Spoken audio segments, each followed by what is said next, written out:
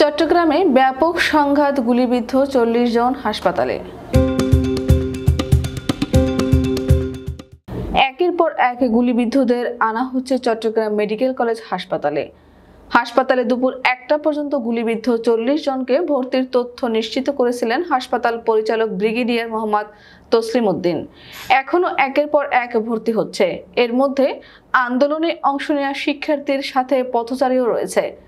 Red ক্রিসেন্টের যুব সদস্য তাহমিদ উদ্দিন বলেন, আহতদের উদ্ধারে চট্টগ্রামে তাদের ৩০ জনের টিম কাজ করছে। তারা অনেককে উদ্ধার করে বিভিন্ন হাসপাতালে পাঠিয়েছেন। আজ সকাল 10টা থেকে আন্দোলনকারীরা নিউ মার্কেট মোড়ে অবস্থান নিলে বেলা 11:30টার দিকে সিটি কলেজ এলাকা থেকে এই গুলি চালায় তারা। এই সময় আন্দোলনকারীরা ছত্রভঙ্গ হয়ে যায়।